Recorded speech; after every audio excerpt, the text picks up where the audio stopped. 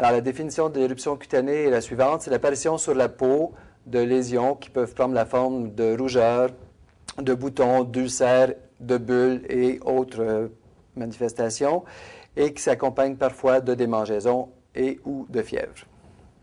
Alors, quelles sont les causes de l'éruption cutanée? Alors, il y a d'abord la possibilité de maladies de peau. Ensuite, il peut y avoir des infections virales, parasitaires ou bactériennes. Une autre des causes des éruptions cutanées est la prise de médicaments qu'on utilise couramment pour la prise en charge des patients VIH. Il y a d'abord certains antirétroviraux eux-mêmes, comme dans la famille des INNTI, on retrouve le Viramune, le Sustiva, l'Interance. Dans la famille des inhibiteurs de la protéase, le Telzir aussi est associé à certains types d'éruptions cutanées. Et finalement, dans la classe des INTI, l'abacavir est associé aussi aux éruptions cutanées. Quand l'éruption cutanée survient peu de temps, et quand je dis peu de temps, je dis environ de 2 à 6 semaines après la prise de médicaments, il devient plus facile de faire un lien entre la prise du médicament et l'éruption cutanée. Toutefois, quand il y a plusieurs médicaments qui sont pris en même temps qui peuvent causer l'éruption cutanée, ça peut devenir un défi de reconnaître lequel des médicaments est impliqué dans la cause de cette éruption cutanée-là. Alors, pourquoi parler d'éruption cutanée? Alors, il y a plusieurs raisons. D'abord, il est important de garder un lien avec votre professionnel de la santé pour voir quelles sont d'abord les causes de cette éruption cutanée-là. Ensuite, la sévérité. Alors, la plupart des éruptions reliées à la prise des médicaments VIH sont en général de type bénin, sauf qu'elles peuvent devenir plus sévères et même dangereuses pour l'ensemble de votre santé, donc il est important d'en parler. Et certaines des éruptions cutanées, en particulier celles qui sont associées à de la fièvre, des symptômes digestifs comme de la diarrhée ou des vomissements, des troubles respiratoires comme de la toux ou de l'essoufflement, peuvent former un ensemble de symptômes qu'on appelle l'hypersensibilité, qui est une réaction assez sévère. Alors, la réaction d'hypersensibilité est une réaction médicamenteuse imprévisible.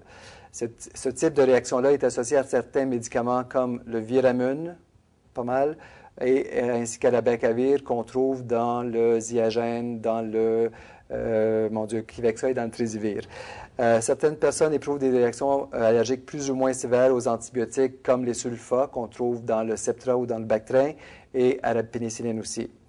Alors, s'il y a une réaction allergique ou d'hypersensibilité qui est confirmée, le médicament doit généralement être arrêté et idéalement ne doit jamais être pris. Alors, la réaction d'hypersensibilité est une réaction qui n'est pas toujours prévisible. Alors, c'est un type de réaction qui est assez sévère et qui atteint la peau, mais parfois aussi les organes internes, et qui est plus fréquemment associé à la prise de médicaments comme le Viramune ou l'abacavir, qu'on trouve dans le Ziagène, le Trisivir et le Kivexa. Alors, certaines personnes aussi éprouvent des réactions d'allergie ou d'hypersensibilité avec la prise d'antibiotiques comme le Septra ou le Bactrin, donc avec l'ingrédient actif sulfa, ou avec la pénicilline, ou d'autres antibiotiques aussi. S'il y a réaction allergique ou d'hypersensibilité, on recommande en général de cesser le médicament, surtout si la réaction est sévère, et surtout de ne pas recommencer le médicament. Que faire pour prévenir les éruptions cutanées? Avant de commencer une thérapie antirétrovirale, il est préférable toujours de parler à votre médecin des autres types d'allergies que vous avez fait par le passé, parce que certaines réactions peuvent faire qu'on peut en prédire certaines autres. Ensuite, si jamais on vous prescrit de l'abacavir, qu'on retrouve dans le Kivexa, le Trisivir ou le Ziagène, on a recours depuis quelque temps à un test qui s'appelle le dépistage de l'antigène HLA B5701.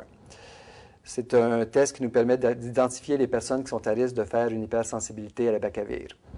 Alors, si le test est positif, si le HLA B5701 est positif, on recommande de ne pas prendre d'abacavir parce que le risque d'hypersensibilité est très important.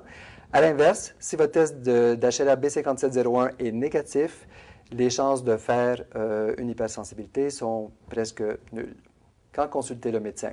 On vous recommande de consulter votre médecin ou en absence de celui-ci, vous présenter à l'urgence. Si jamais vous présentez une éruption cutanée sévère, avec non seulement rougeur, mais aussi, surtout s'il y a présence de bulles ou d'ulcères dans la bouche, rougeur aux yeux, et surtout s'il y a présence d'autres symptômes généraux comme de la fièvre, douleur musculaire généralisée, des symptômes digestifs comme les vomissements ou la diarrhée, des symptômes respiratoires comme de la toux ou de l'essoufflement. On vous recommande aussi d'aller consulter si les symptômes augmentent, la sévérité augmente d'une journée à l'autre et surtout augmente avec la prise de chacun des nouveaux comprimés. Tout médicament qui est cessé ne doit absolument pas être recommencé sans l'avis de votre médecin. Alors, si votre éruption cutanée est jugée trop sévère par votre médecin ou si on suspecte une réaction d'hypersensibilité, il y a de fortes chances que votre médecin vous recommande de cesser le traitement complètement. À ce moment-là, donc, les symptômes vont rentrer dans l'ordre à l'intérieur de 24 à 48 heures. Lorsqu'on arrête les médicaments après avoir soupçonné une hypersensibilité, il ne faut jamais recommencer ce même traitement-là. Le fait de recommencer le même traitement pourrait amener une réaction probablement fatale. Que faire pour traiter une éruption cutanée? Si l'éruption est considérée légère à modérée, il est probable que votre médecin vous recommande de continuer le même traitement et à ce moment-là, donc, à l'intérieur de 2-3 semaines, les symptômes devraient s'atténuer d'eux-mêmes. Même si vous continuez la médication, votre médecin pourrait, afin de diminuer la réaction puis soulager aussi les symptômes de démangeaison, vous prescrire certains médicaments. Alors, parmi ces médicaments-là, il y a les antihistaminiques, comme par exemple l'Atarax, le Benadryl ou d'autres antihistaminiques qui provoquent moins de somnolence pour ceux qui travaillent ou ceux qui veulent rester éveillés en tout cas, et des crèmes comme des crèmes à base de cortisone.